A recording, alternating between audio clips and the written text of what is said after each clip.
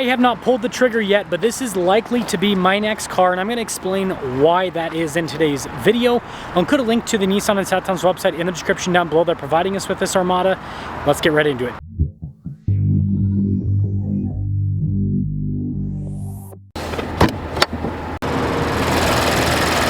First big reason is the engine. This twin-turbo 3.5 liter V6 that goes through a 9-speed is a modified GTR engine. It produces 425 horsepower, 516 pound-feet of torque.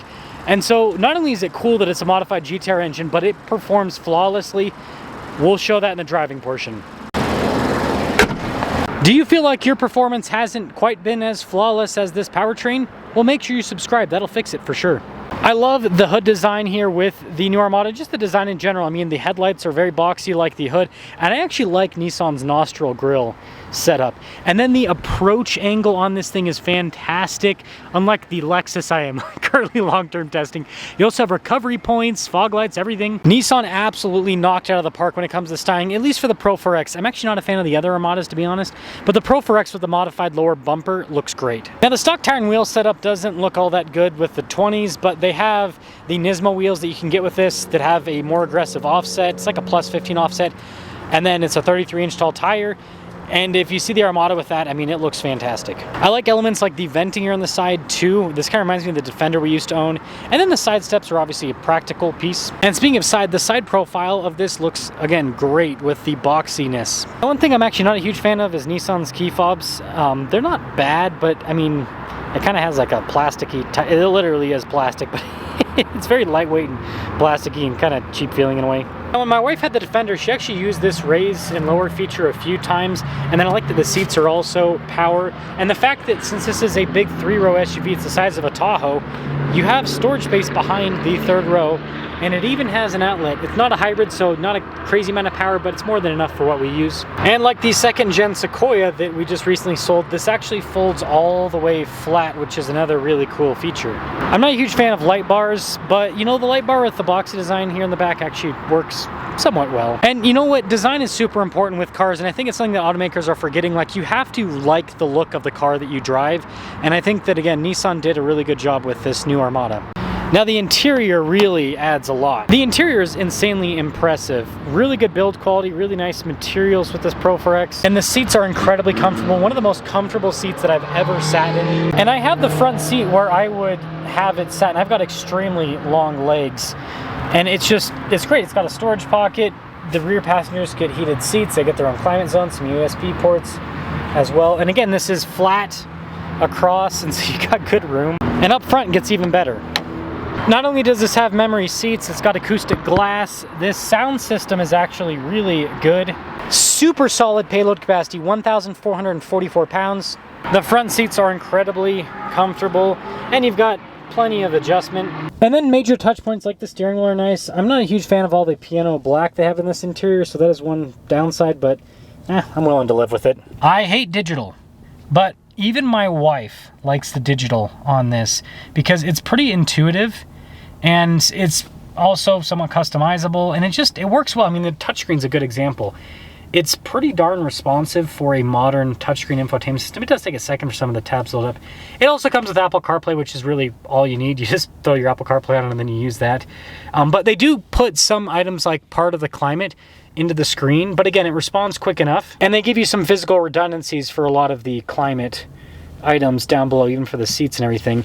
And then, you know, the drive mode select dial is kind of a funky thing because this paired with the automatic suspension, so you just leave this in auto mode, which I don't think it's actually, let's see, it should pop up here. There we go, now it's set to auto mode, so whatever drive mode you have selected will adjust the suspension. And a lot of people say that you can't adjust this suspension yourself. You actually kind of can. So what you do is, if you want to adjust the suspension, put it, like if you want it high, for example, put it in off-road mode, and then it'll automatically raise it. And then take it out of auto mode, and then the suspension, if you change back to normal, will stay raised. But yeah, outside of that, you've got a 2-speed transfer case. It's full-time 4-wheel drive. I'm a fan of full-time 4-wheel drive. I hate having to deal with part-time systems. Not the worst, but rear locking differential. It's got trailer brake controls. I mean, this thing can tow. You have storage underneath. You've got a phone charging pad. You've got more storage here. Like, it has all the storage you'd ever need. And then again, just nice materials. all throughout. Really good build quality. And it even has a panoramic sunroof and a camera rear view mirror, which is so great when you've got a bunch of passengers. Yeah, see, this is the normal mode setting, and it definitely sits a little bit slower to the ground. Now, these aren't cheap. 81,960 is the MSRP, but there's used ones that are selling in the high 60s, and there's, you know, new ones that are going for like 10,000 off of MSRP.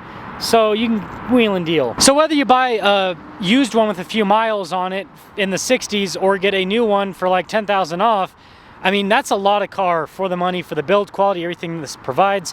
Let's drive it and sum things up. So I've actually put this in the sand mode here. This is raised up the suspension. A lot of people have in reviews talked about how this is uncomfortable with it at the top of the suspension. And that's the thing about air suspension. When you have it raised up towards the top, it is going to be a bit bumpier. And I can kind of, again, this is not a great test. This is gravel, not really sand, but I can kind of feel it. But I will say the independent suspension in this makes it so the overall compression is great. And this thing feels very comfortable. Pop it back into the standard so it'll lower back down. Again, I just have the air suspension set to the auto setting. And you know, I own two Land Cruisers right now. I have a 200 series and a 300 series. So if anyone can call something a Land Cruiser-like vehicle, it's me. And this feels like a full-size Land Cruiser. When I say full-size, it feels like you've taken a Land Cruiser and made it the size of a Tahoe. And that's kind of what the Armada is, because it's the Patrol now. So it makes me have a lot of love for it. But I mean, it's with the independent suspension, it's incredibly comfortable on road. I'm long-term testing the LX over trail, and that is a very luxurious off-roader. This thing matches it on road and actually exceeds it in certain ways. I think the seats are more comfortable than my LX, and Lexus makes very comfortable seats. I think the suspension is really good. Now, there is one downside. Like the LX, when you go over bumps, it stays pretty well planted. This does too. This, you do feel a little bit more through that air suspension versus the hydraulic in the LX. But again, I don't think people are really comparing this to the LX too much. I did do a comparison the other day. I think what people are more comparing this to is the GX and the new Land Cruiser, because this is where, I mean, you look at the discounts you get on one of these, and then the price-wise, it's right there. And when you compare it to those vehicles, I mean, this thing starts to look like an absolute bargain. It's got as good, if not better, build quality. It drives better on road. Like, it's substantially better with the driving dynamics. It's more comfortable with everything. It's a much bigger vehicle. I mean, the new Land Cruiser's about 194 inches. The GX is just under 200 inches because you got bigger bumpers. And then this is 210 inches roughly. So much bigger, you know, in terms of size. And you look at the wheelbase, those are 112 inches. This is 121. But again, the pricing. So it's like you're getting a bigger vehicle, but you're not paying any more for it. Because even the MSRP price on this is the same as, it's less than a GX Over Trail Plus.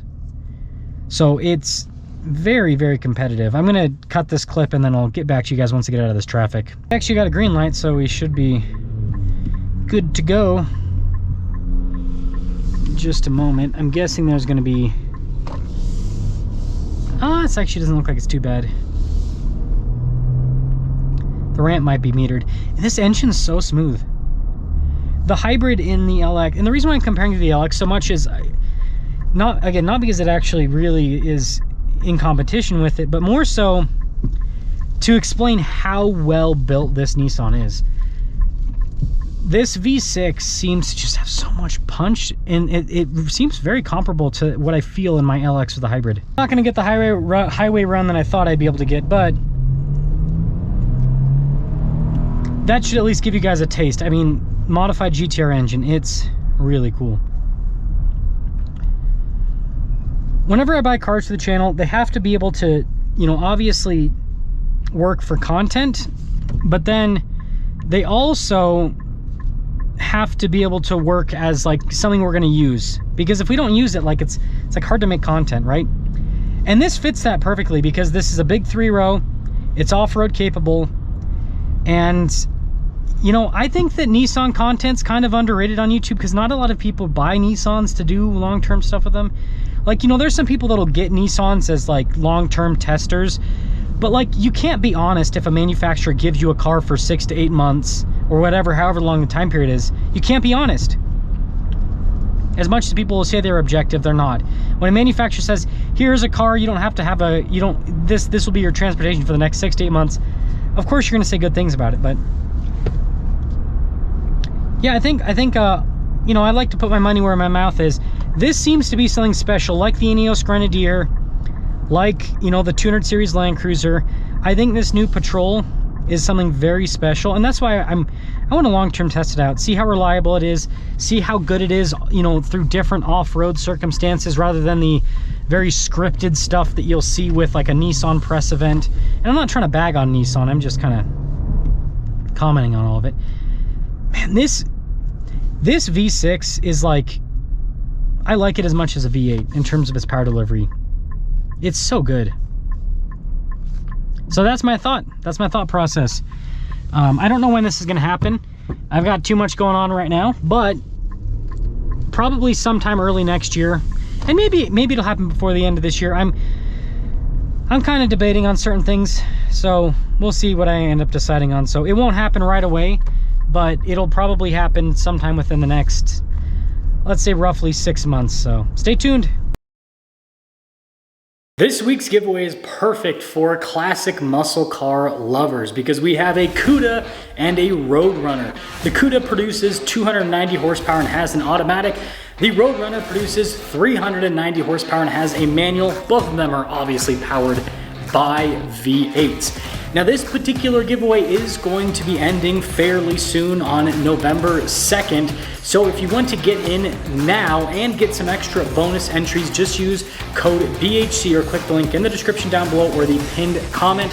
Any donation, $25 or more, will give you 4x bonus entries.